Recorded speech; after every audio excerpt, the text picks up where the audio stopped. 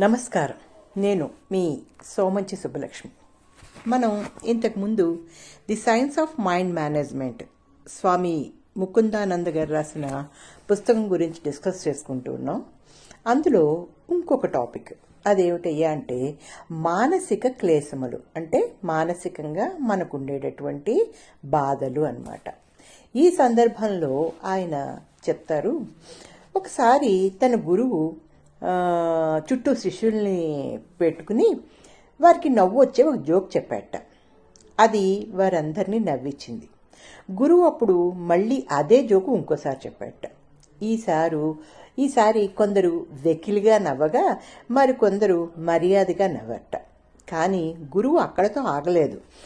అతను వారి ముందు మళ్ళీ అదే జోక్ చెప్పాడు. ఈసారి వారు ఏదో వెకిలిగా ఇకిలింతలు చేశారు. గురువుగారు నిరుత్సాహపడకుండా అతను మరోసారి అదే విషయాన్ని చెప్పాడు. ఇంకా ఇప్పుడు ఒక విద్యార్థి తనను తాను నిగ్రహించుకోలేక అన్నట్ట, గురువుగారు మీ జోక్ చాలా బోరింగ్గా ఉంది, ఇప్పటికే 4 సార్లు చెప్పారు అని చెప్పి అన్నట్టు.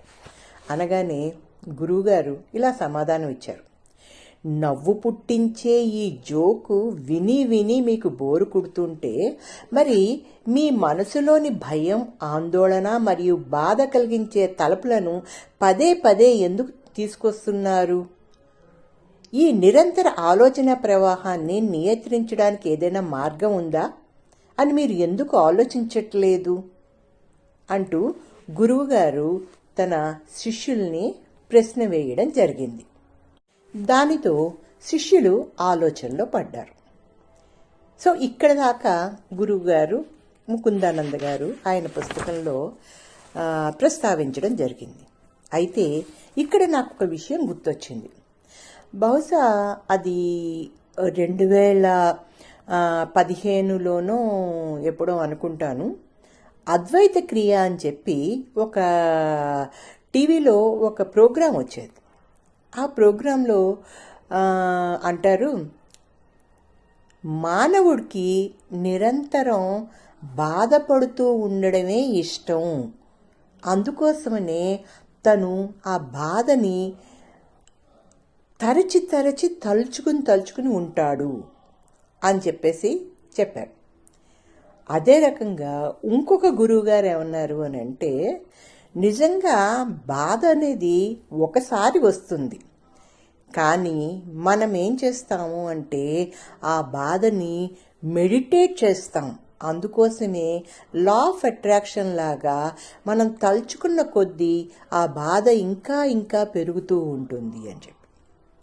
సో ఇవన్నీ చూసిన తర్వాత మనం ఆలోచించాల్సిన విషయం ఏమిటంటే, బాధ అనేది మానవుడికి చాలా సహజమైనటువంటి లక్షణం.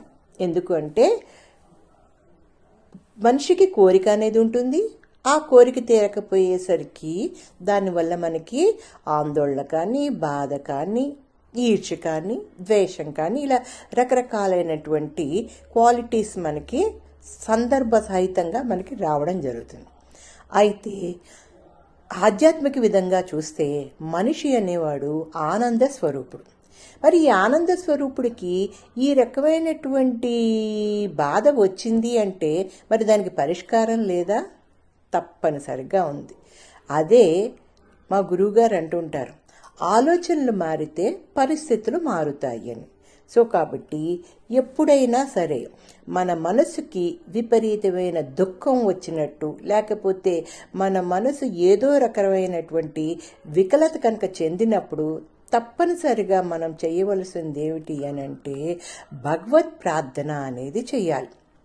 మనం హిందువులం కాబట్టి మనకి రకరకాలైనటువంటి దేవుళ్ళు, రకరకాలైనటువంటి మార్గాలు ఉన్నాయి.